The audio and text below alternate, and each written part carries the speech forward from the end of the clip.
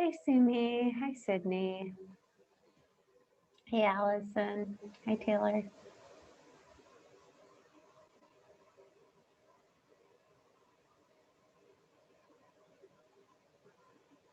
I'll let folks trickle in. Hey, Stephanie. Hi, Jay.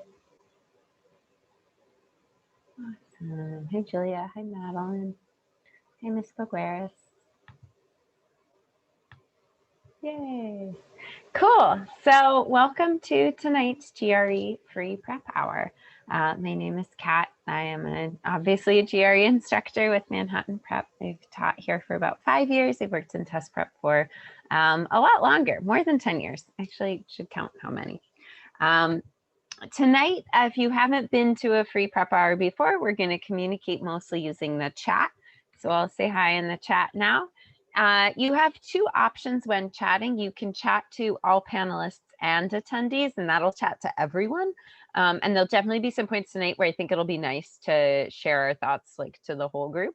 And then you can also send a chat just to me by selecting all panelists.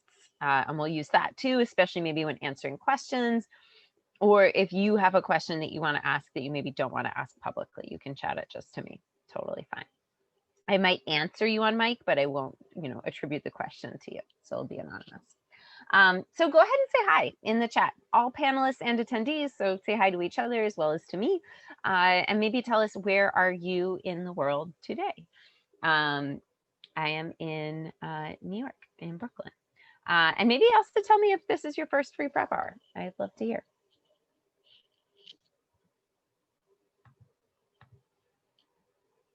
While you guys are saying hi, oh, nice, yay, Brooklyn.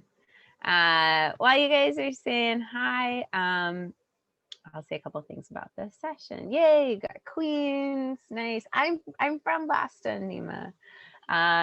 Spent a lot of time in Boston, Minneapolis. Oh, nice, Nebraska. Oh, Hudson Valley, you're close by. Cool, so pretty there. Michigan, yay. Oh, we got a couple folks from Michigan, nice. Oh, we got a lot of folks from Michigan tonight, love it. And a bunch of folks taking the test real soon, which is very exciting. Fingers crossed for all of you. It goes well, yay. So tonight, actually all of the problems we're going to do tonight are drawn from this book, which maybe some of you have been preparing for a little while have used. If you're new and just starting out, this is a great resource because it just has tons and tons and tons of practice problems in it. So if you haven't been to a free prep hour before, the way these work is each instructor, it's usually me or my colleague Whitney, picks a topic and we teach an hour on that topic. And tonight's topic is going to be reading comp. So I think this actually could be good because it sounds like we have some folks who are kind of toward the end of their studies, maybe some folks who are a bit newer. So I think that there'll be something for everyone in tonight's session. We're going to look at some tips for reading effectively. And I specifically brought science and sort of more technical passages tonight because I found that those are often the type of passages that folks find most difficult. We're going to talk about the 3 most common types of reading comp questions: main idea, detail, and inference, and we'll do a little practice. And then depending on how things go, if we have a little time at the end, I can do some open Q&A. We'll kind of see how things go, how fast we get through things. So my hope is to get you guys reading a bunch, solving a bunch of problems, and hopefully take away a couple tips that you can use, whether you're close to your official test or just starting out. So yay, I'm glad people are excited about reading comp. Cool. Just for folks who are maybe a bit newer to the GRE, or as a reminder, when we are talking about GRE verbal, we have 2 sections. Each of those has 20 problems. We only get 30 minutes. So we're moving really fast. That's going to be a big focus as we talk about how to read effectively, because my guess is if this test were untimed, we all know how to read, it would be great. We could just take our time and be fine. It's the timing that in particular makes the reading on this test hard. So we're always going to start with one of the 2 types of vocab questions.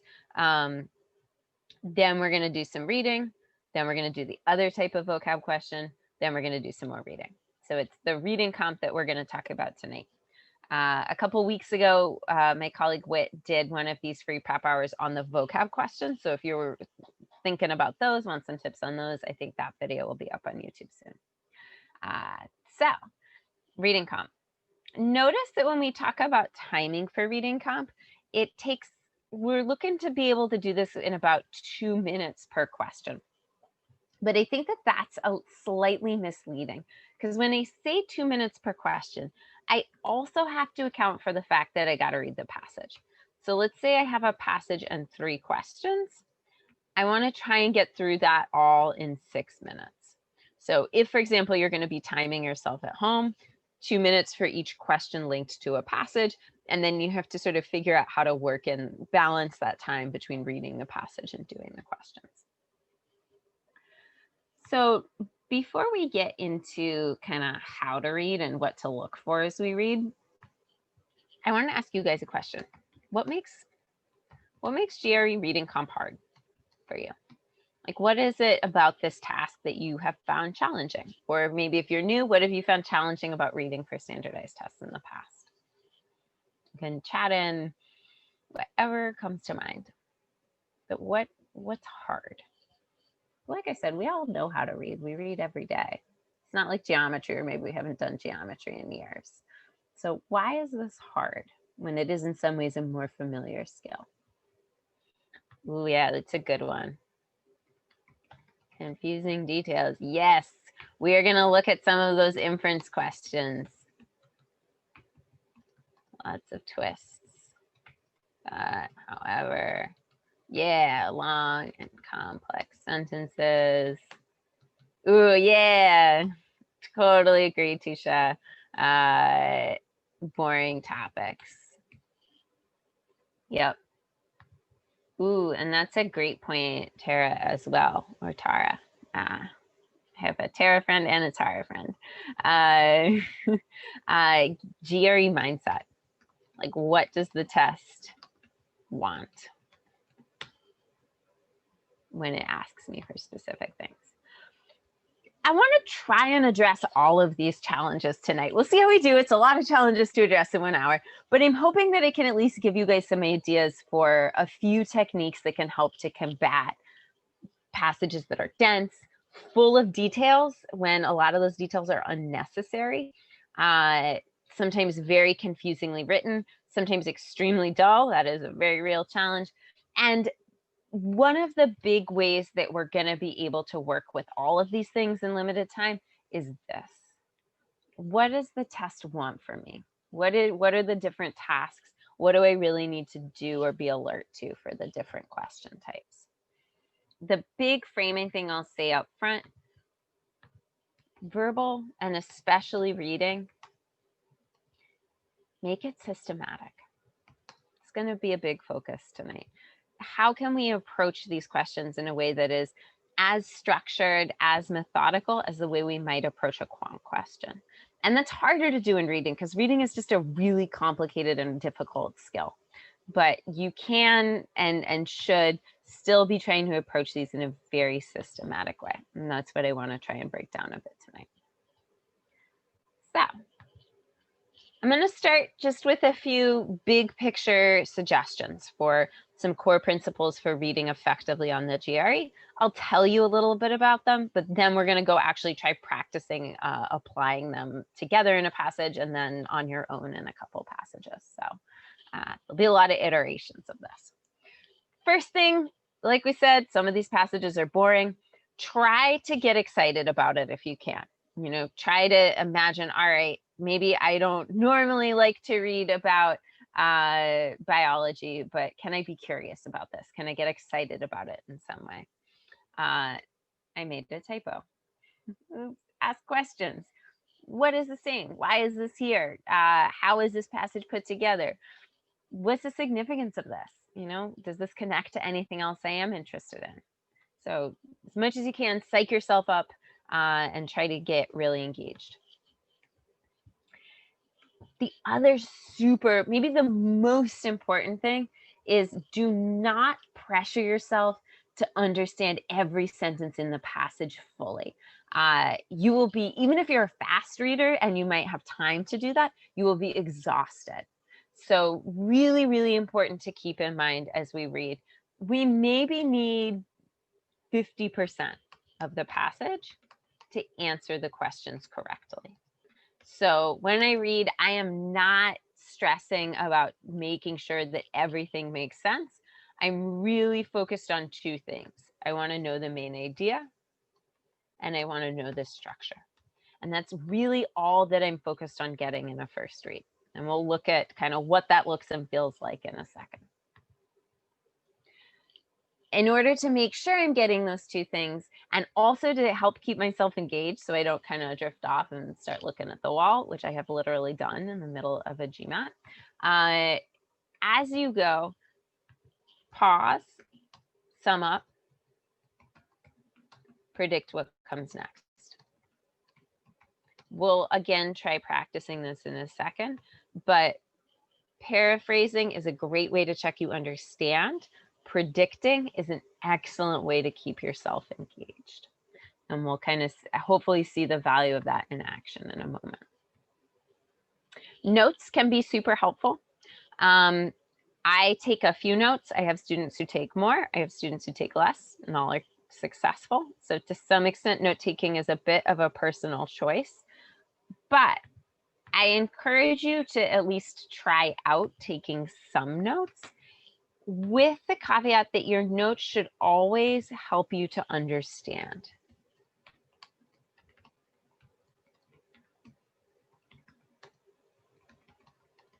So when I take my notes, I'm always trying to restate what the passage says in shorter, simpler language. So for me, note taking serves a lot of the same function as paraphrasing. I'm checking that I am paying attention and understanding what's happening in the passage.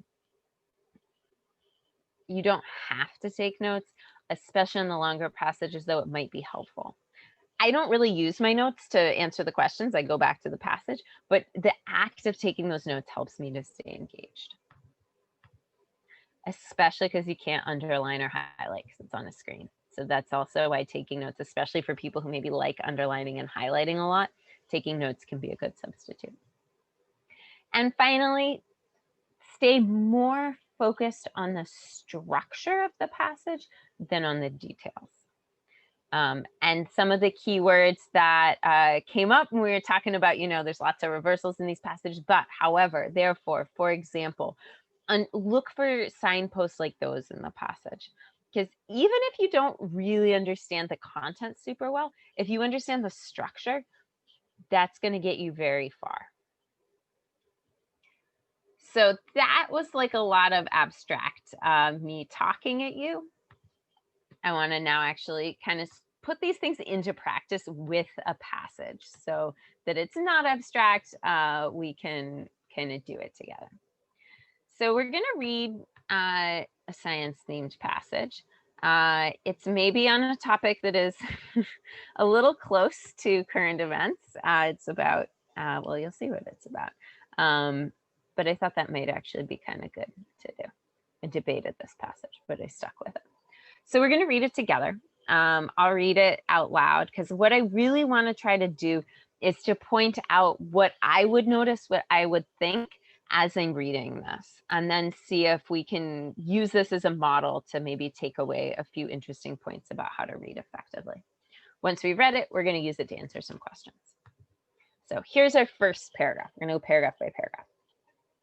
The past decade has seen a statistically significant uptick in reports of the bacterial strains known as superbugs.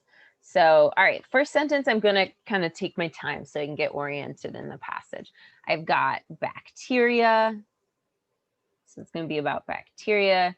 And these are superbugs. So this is like extra bad bacteria. So I'm kind of into this because I like...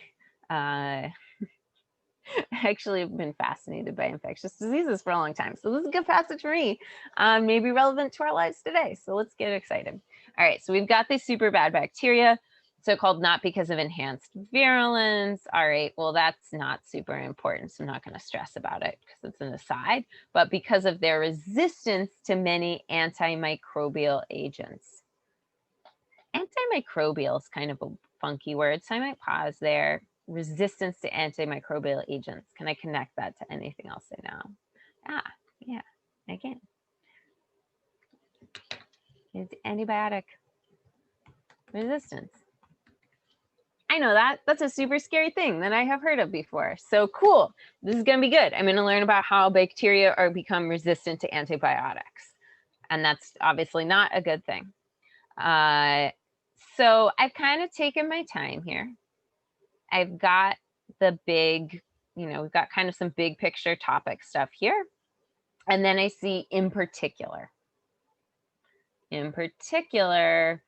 And now I'm not going to really be reading so closely because now I'm getting into detail.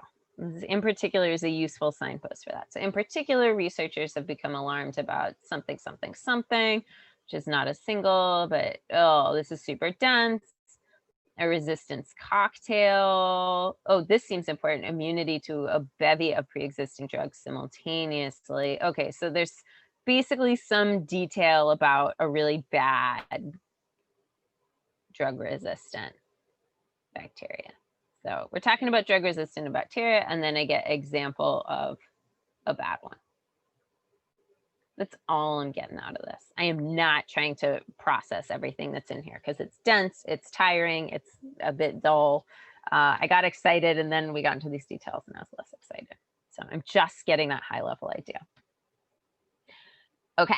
Now, what I want everyone to do, ideally public chat to all panelists and attendees, what do you think the next paragraph will be about? I want everyone to make a prediction.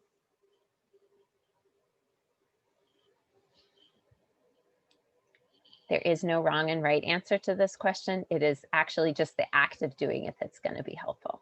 That's a super fun thing.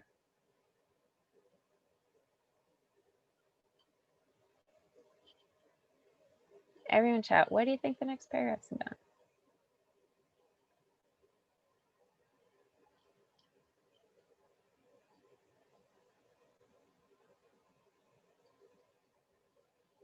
Cool. Something about the future, something about preventing this, something about the history of treating it. Yeah, we've raised a problem, so we should get a solution, right? That only seems fair. Ooh, maybe a reversal?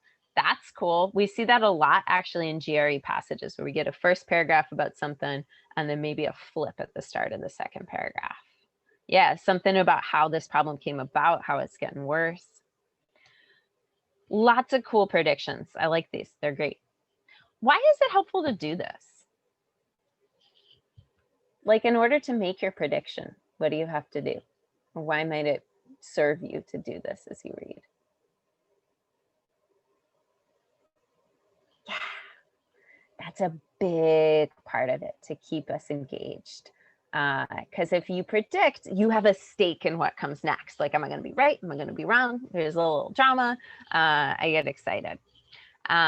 Also, in order to predict, you have to have kind of understood and synthesized what you've just read. So when we predict, we're doing two things. We are staying engaged and being excited for what comes next, and we're double checking that we understood what just came. So it's an enormously, enormously helpful thing to do. So let's take a look at our next paragraph. Ooh, what's immediately exciting at the start of this paragraph?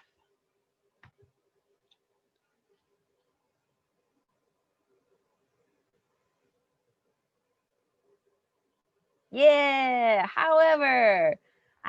So now I'm definitely going to slow down in this first sentence. When I see a reversal, however, cool, I'm going to really pay attention. In spite of the well-documented dangers posed by antibiotic-resistant bacteria, many scientists argue that the human race has more to fear from viruses. There's a plot twist.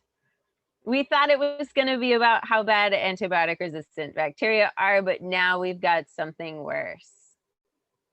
We've got viruses. Very scary.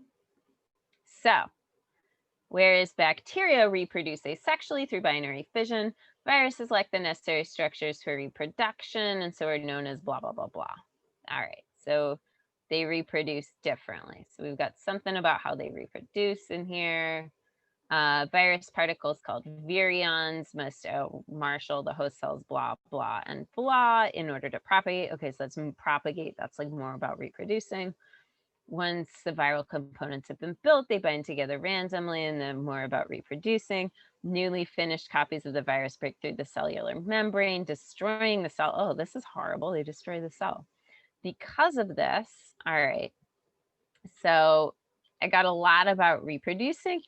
Because of this, now I'm like, cool, I'm going to get a consequence. So because of this, viral infections cannot be treated, whatever that means, in the same way that bacterial infections can. So this is cool. Now we're getting, we mentioned earlier, we predicted there might be some solutions. So at least we're getting some treatment here. Since antivirals, so now we're kind of getting why they're treated differently. Antivirals could also damage the host cell. In fact, viruses can infect bacteria. Many viruses, such as that responsible for the common cold, remission rather than cure. Okay, so this seems like a slightly bigger idea. So we have remission, cure is the goal. That doesn't sound very good. I don't like that. So notice how not super engaged in a lot of the body of this paragraph I was. Like I really focused on this first sentence. And then I know there's something about how they reproduce. There's something about treatment. I've got sort of broad strokes of the topics in this paragraph. I am not stressing about these details at all because this is dense and I still have one more paragraph to go. So really, I slow down. I pay attention for the high level stuff. I read very lightly as soon as I see that we're getting into technical detail. All right, you guys know the drill. We have one more paragraph, so you got to predict before we see it. What's our final paragraph going to be about?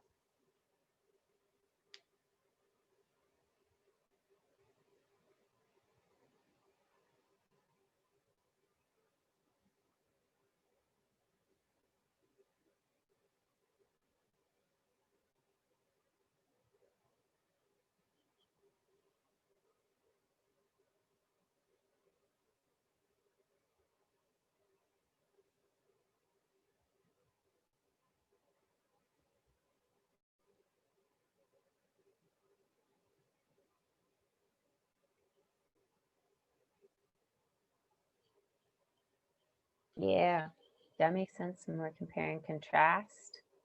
Maybe getting more into this question of treatment, how we solve these problems.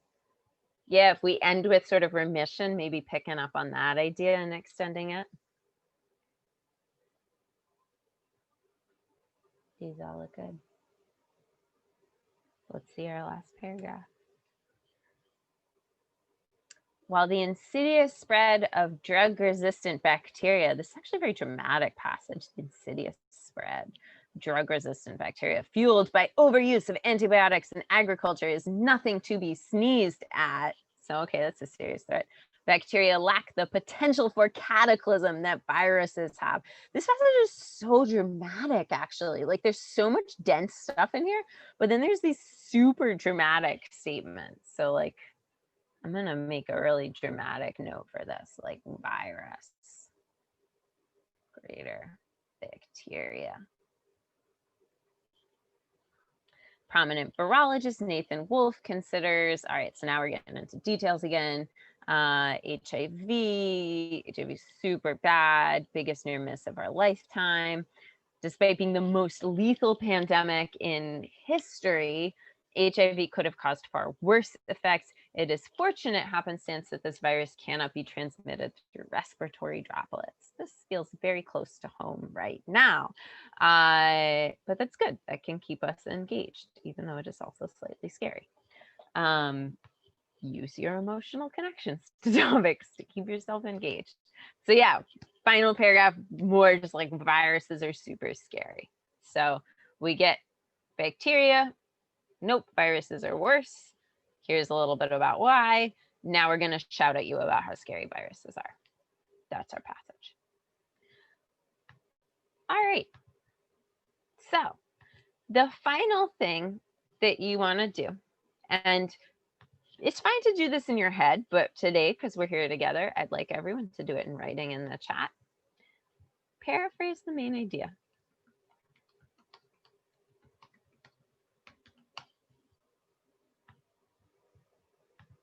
In your own words, if you had to sum it up really simply, what's the big point being made here?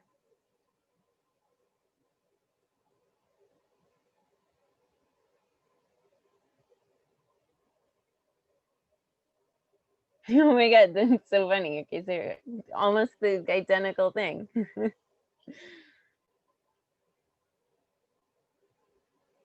Yeah. Yeah, it's a long passage with a lot of detail that makes a pretty simple point. Viruses are worse than bacteria. Both are bad, viruses are worse. This is very true of GRE passages. There are a lot of passages in the official guide and ETS materials where it's dense and there's tons of stuff packed in there, but it boils down to a pretty simple idea. And that's really often your job in your first read is like, what is the core simple idea that this is being boiled down to?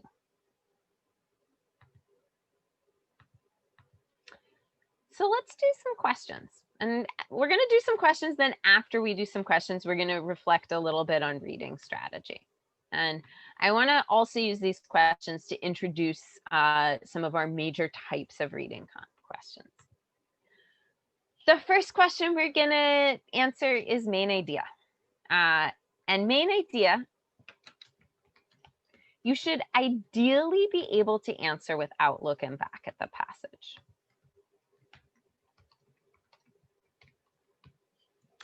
That's one of the reasons why we're going to sum up the main idea once we are done reading. Sure, yeah, I can go back. Actually, I can't go back because my screen froze. Sorry, let me see if I can. Oh, here we go. I think it unfroze. Yeah.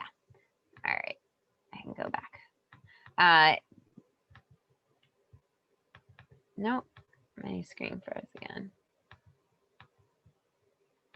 All right, I'm not going to go back because I'm afraid if I go back, I'm going to lose control of Zoom altogether.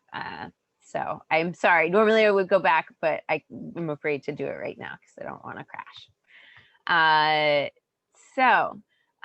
Main idea, ideally want to answer without looking back. And you always in verbal predict before you look at the answer choices. This is going to be really consistent across all of our different types of reading questions. We're going to make predictions before we see the answer choices. So we've already done that. We're good. We can go ahead and look at our, one final thing actually. The other thing that I find really helpful to do when I answer verbal questions, I write down A, B, C, D, E. I consider the answer choices in this order. And after I consider each one, I make a vote. Is it definitely wrong? Probably right. I'm not sure, but I'm going to leave it in. This kind of connects back to what I was saying about try to make things, your processes like real clear cut and systematic. So here you go. Here are your answers. Consider them. When you have one that you like, send a chat just to me so that you can answer, everyone can answer without being influenced by each other's answers.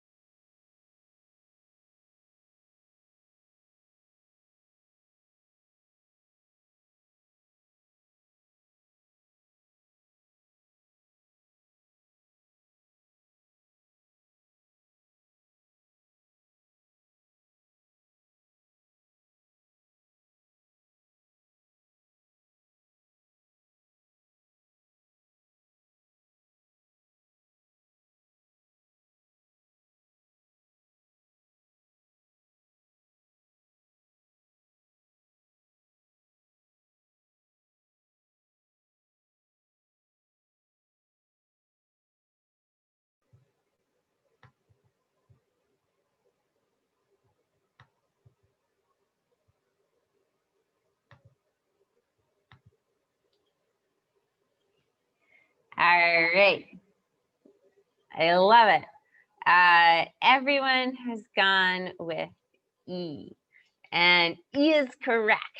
And look how close it is to our prediction. They're both bad, they're both threats, but one is worse. Awesome. So really nice work. If you were doing this at home and you were studying, there's one more thing you'd want to do. Just you'd want to then go through and analyze the wrong answers. How are they trying to trick you?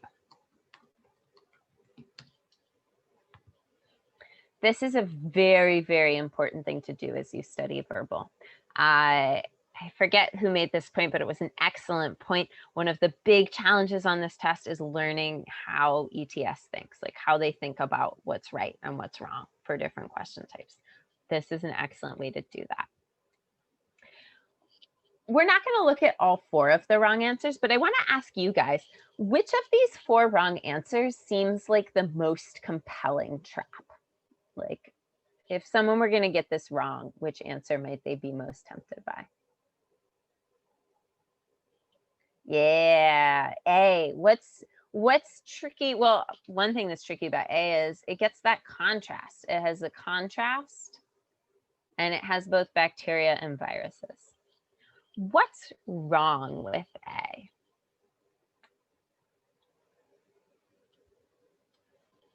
Yeah, and that's a great point, that here we see bacteria and viruses. In the correct answer, we just see 2 biological threats. And that is a game that the GRE really likes to play, where they describe things using different words or swap words out with synonyms to try and disguise a correct answer. Let's come back to my previous question. Why is A not correct? What's not good about A?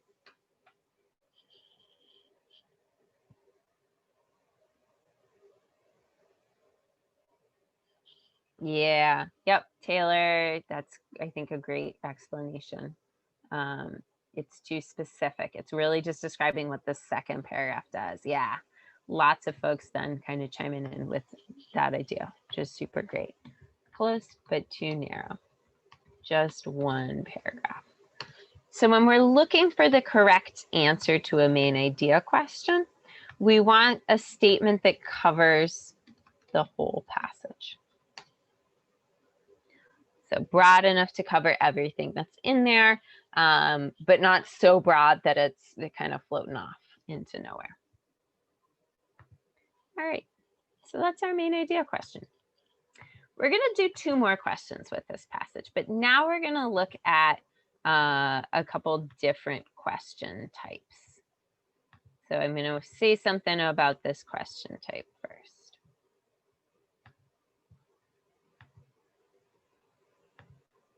So here's our next question. And this question starts with according to the passage. That phrase, according to the passage, is a flag that this is a detail question.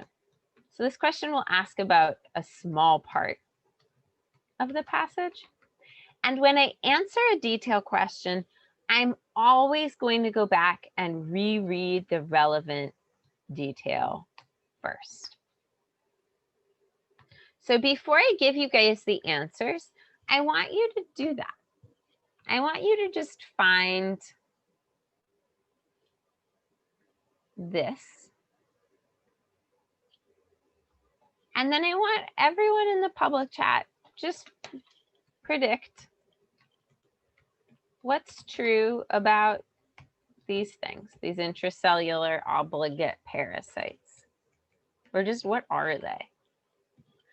So find that specific phrase in the passage, maybe read a little bit around it, and then in the chat, make a prediction. What do we know about these things? What are they? What's a fact about them?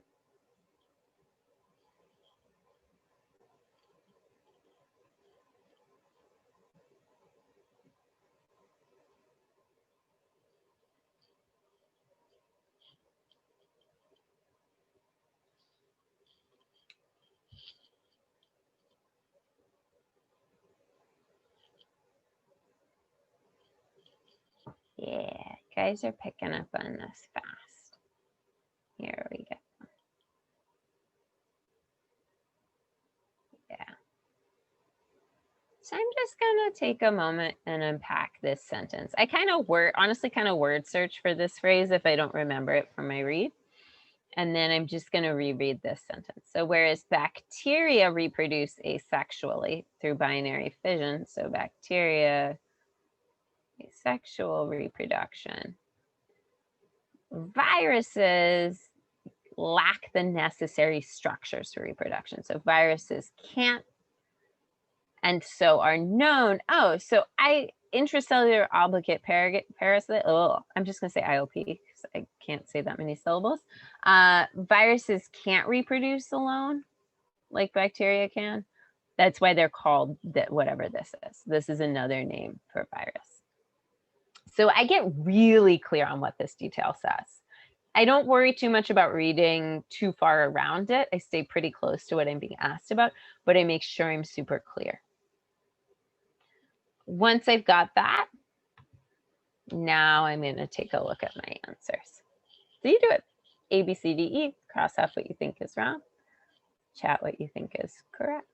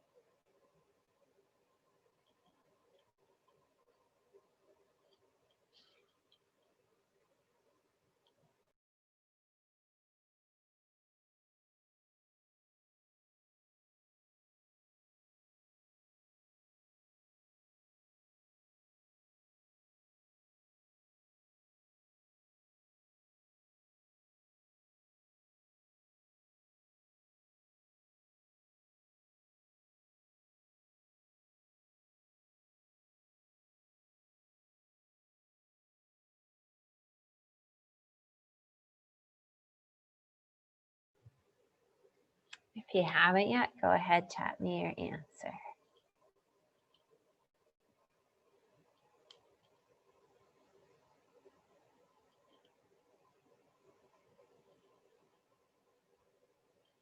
Cool. So as a group, we've got it down to 2. Everyone has picked one of 2 answers, either A or E.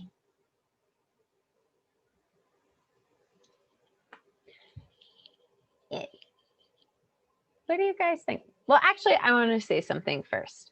When you get it down to 2, because this happens a bunch, maybe you narrow it down to 2 and then have to decide. Compare those answers. Which can you prove? Which is the one that is closest to what you know for certain based on the passage? So what do you guys think? In the public chat, maybe make a case for your answer. Oh, that's a good point. Destroyed host cells. That's interesting. Yeah. So we do know that the virus the next sentence here says the virus particles must use these things in the host cell to propagate. So they have to use host cells to propagate, but it doesn't say that they destroy the host cell, that they're constructing these out of these destroyed host cells. This is a very common trap in detail questions where it is almost true. So as you're kind of debating between 2 answers, the other thing you want to look for is every word true. E is very close, but not quite. Whereas A, it says viruses lack the necessary structures for reproduction. They can't reproduce alone. They have to use other things to propagate. So here, propagate getting used synonymously with reproduce. This is the kind of synonym transfer that we see a lot in correct answers. I only know propagate because I have a million houseplants and I propagate them a lot because they grow and there's too much plant. You got to do something with it. Cool. So A is our correct answer here. That's a detailed question. We're going to do one more. Before you start this one, I think this one is a little trickier. And I want to just ask why. This is our question stem. What makes this question stem a bit harder?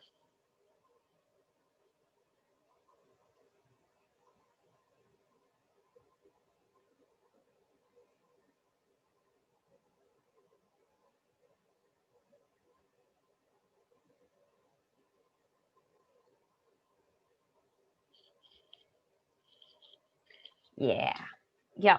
So I said earlier, you know, we always want to kind of predict before we look at our answer choices.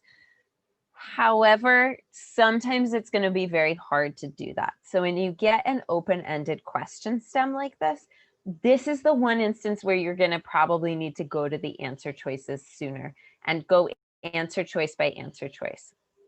And so I'd look at these answers and I'd start with A.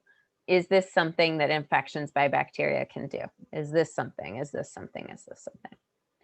So this is going to, by necessity, take a little bit more time than other types of reading questions. I'm going to give you guys a little bit of time to work through this.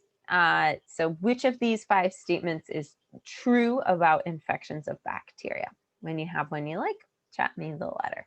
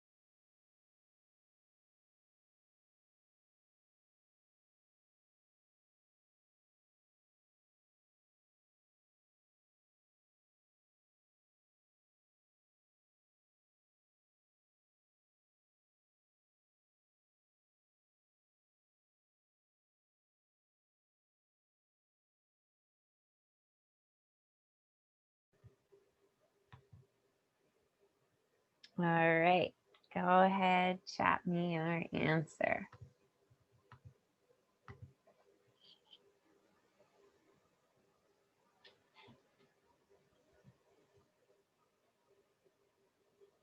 All right. So this is where I kind of do a little bit of word searching. I might say A, okay, I'm going to look for this phrase, asexual reproduction through binary fission. And I remember there's a lot of stuff about reproduction in the second paragraph. I have that in my notes, reproduction. So I'm going to look around here and I see this. That looks pretty good. Any objections? I expect there will be objections because a lot of people didn't pick A, but it looks good, right? It says that.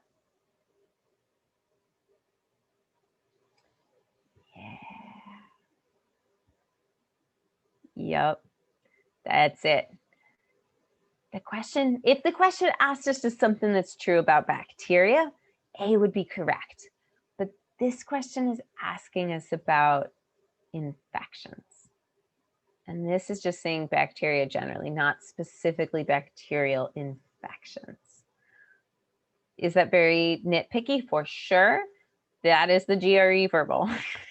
They're very concerned with being super, super precise about the kind of wording of the question and the answer choices. So I can get rid of A. Next, I'm going to look for this phrase, ex post facto. And I remember that because I saw it and was like, what? That was here. Plus it's in italics, so that makes it a little easier to spot. So because of this, viral infections cannot be treated ex post facto in the same that bacterial infections can. Yeah, this is good. I got my bacterial infections can be treated ex post facto. That works. To be safe, I could look at the remaining answers to kind of quickly roll them out.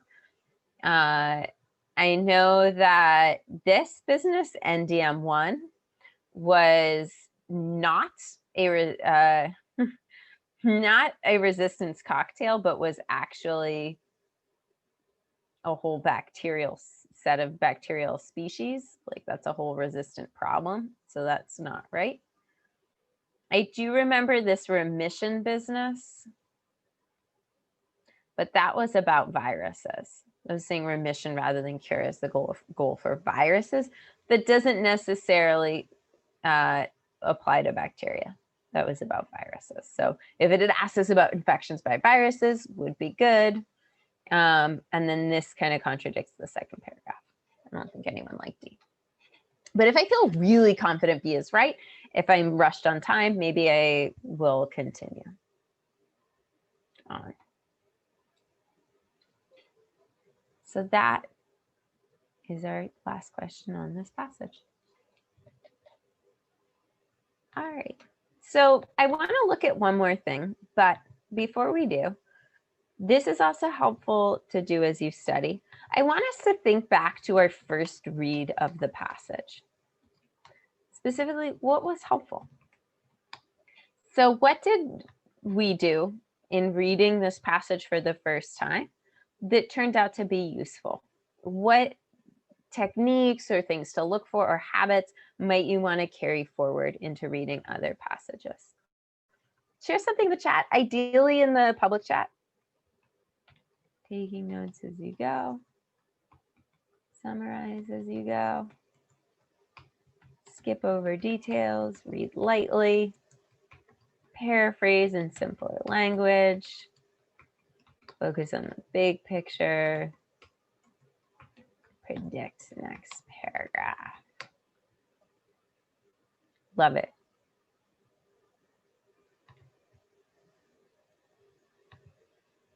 And then we've seen 2 question types. What was helpful for answering the main idea question that we saw?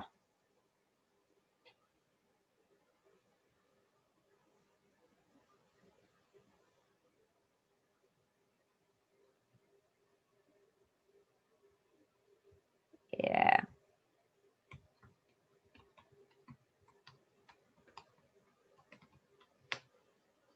Worth noting that after we did some predicting, a lot of folks were very fast in their answers. So taking that time to predict up front is often going to allow you to make quicker choices about those answers that you're given. Yep.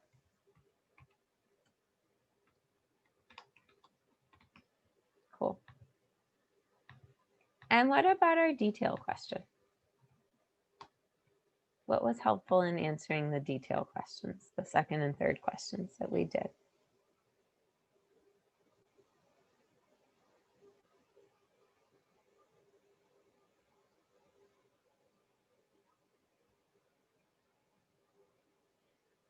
Yeah.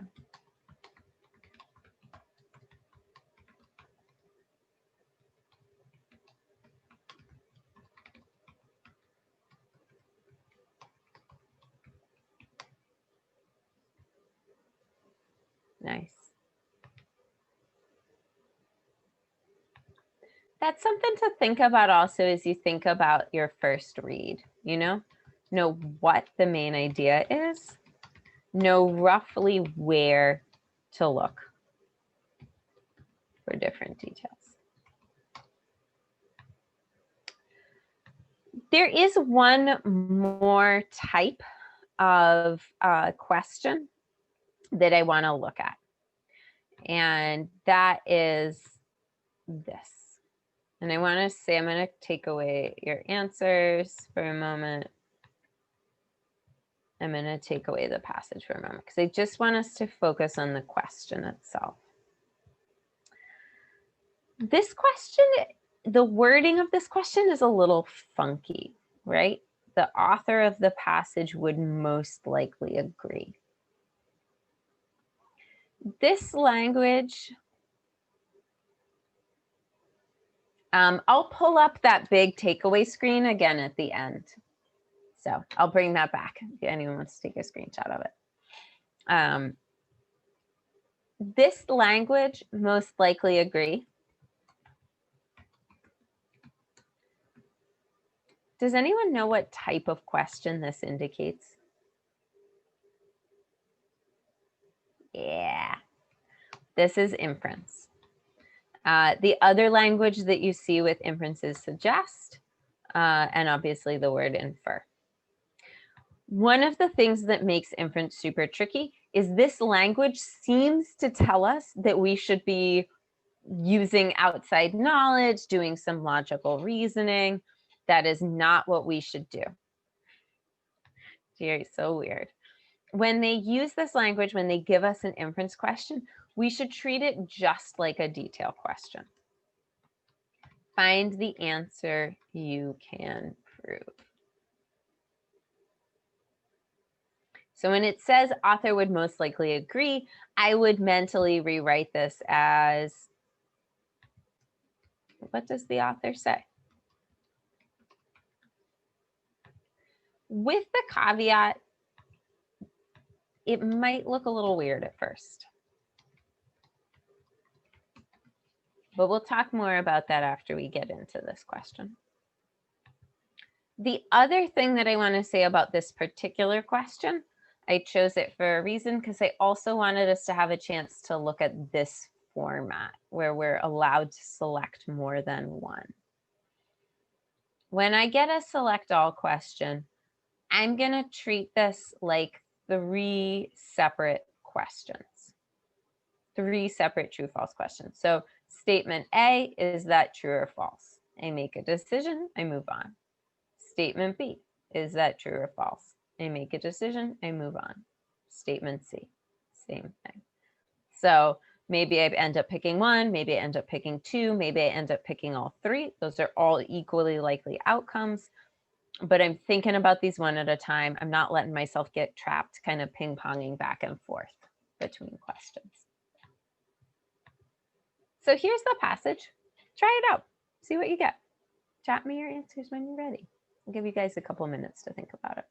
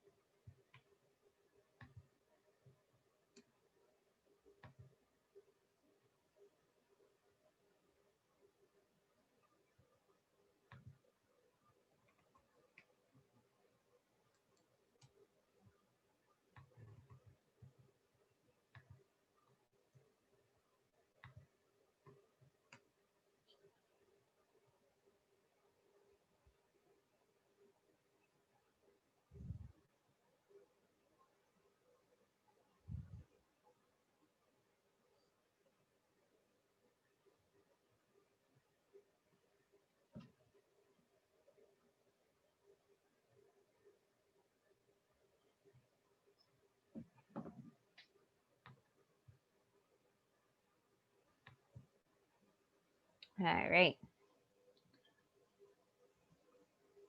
Cool. Let's talk about these. So we know it's like detail. So I'm going to treat each of these statements like a mini detail question. I'm going to say like, all right, germophobia. Where do I see that word? All right. While germophobic Western society eschews this practice, it is not only common in the developing world, but provides some benefits to a developing baby.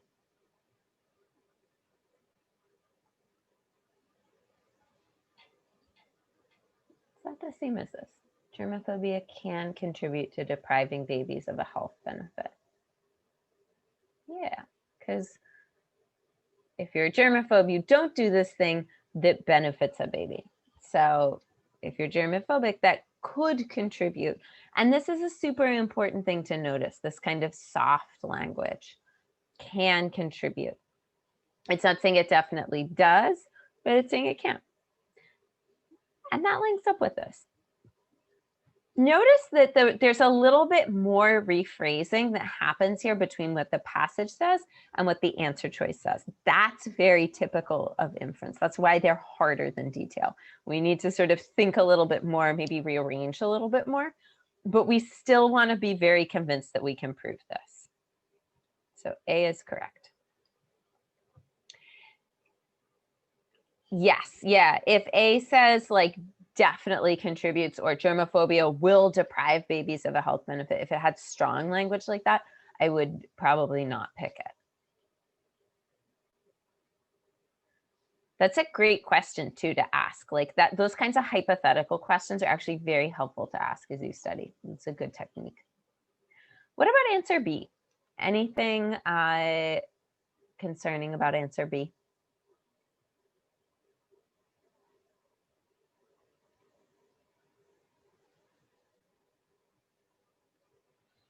Yeah, Shandley, Raina, nice.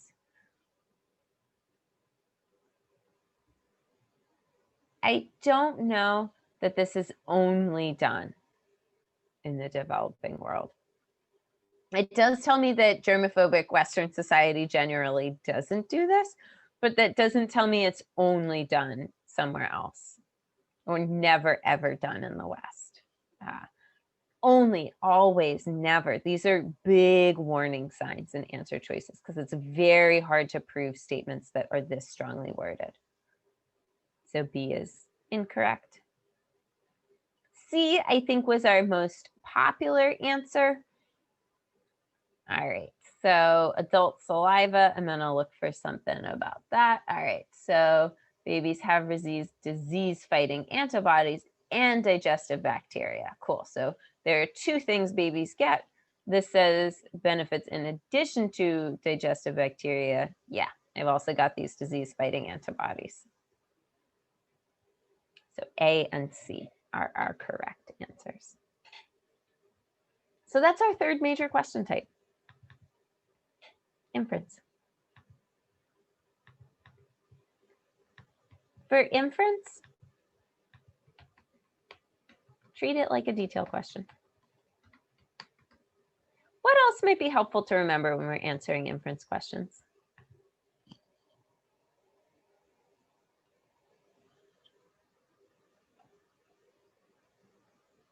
Yeah.